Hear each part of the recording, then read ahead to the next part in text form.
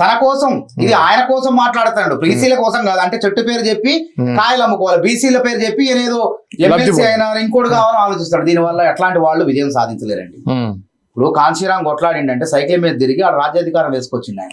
Are Krishnaiah గారు ఒక ఋషి లాంటి వ్యక్తి ఆయన. పాపం బీసీ, అసలు బీసీ నాకు తెలిసి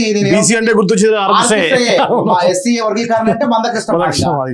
కాబట్టి ఇట్లా ఈ విధంగా కొన్ని గుర్తింపులు ఉన్నాయి. మల్లన్నకు ఆ గుర్తింపు లేదు. ఇప్పుడు ఆర్ కృష్ణయ్య గారు బీసీలకు రాజ్యాధికారం కావాలి, మా చిన్నప్పుడు మేము యూనివర్సిటీకి వచ్చినప్పుడే పాపం ఆయన పోస్టర్లు వేసేది, ప్రధానమంత్రులు కలిసేది, వింత పత్రాలు ఇచ్చేది. సరే ఆయన పార్టీలు మారొచ్చు కానీ బీసీ వాదానికి కట్టుబడి. కానీ మరి నీకు ఆ పేరు లేదు కదా. ఇప్పుడు జనాలు నడమంత్రంగా వచ్చి నువ్వు నాయకుడు కావడం కోసం నేను బీసీల పక్షాన మాట్లాడతా అంటే అది నిస్వార్థంగా ఉంటేనే రాజకీయాల్లో బీసీలు కానీ గుర్తిస్తారు.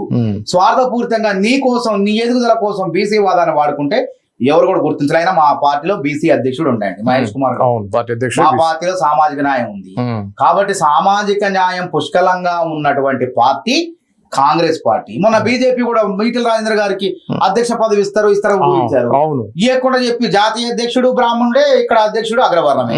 ఇంకా ఎట్లా ఇంకా ఆ పార్టీలు వైపు చూస్తారా చెప్పండి. కాబట్టి బీసీలకు చేయబోతున్నాం త్వరలోనే అన్ని ఫలాలు, బీసీలకు దక్కాల్సిన ఫలాలు అందబోతున్నాయి. ఈ ఫలాలు అందుకునే క్రమంలో బీసీలు ఇట్లాంటి వాళ్ళని పట్టించుకోరండి. మళ్ళీ వాళ్ళ ఈ టీవీలకి, ఆయన యూట్యూబ్లకే పరిమితం అవుతుంది తప్ప ఎంత ఓట్లలో అది కాంగ్రెస్ పార్టీ లేకపోతే మళ్ళీ ఎవరండి మొన్న మేమందరం లేకపోతే మల్లన్న అసలు గెలిచేవాడే కాదు. బాపు ఇట్లనే అనుకుంటారు. వాపు చూసుకొని బలుపు అనుకుంటాడు. ఈ బలుపు కాదు, అది వాపు అని గుర్తుంచుకోవడం. మల్లన్న గారు మీరు ఎమ్మెల్సీ అయినారంటే అది కాంగ్రెస్ పార్టీ పుణ్యమే. కాంగ్రెస్ పార్టీ లేని మీరు లేరు, ఇది గుర్తుపెట్టుకోండి.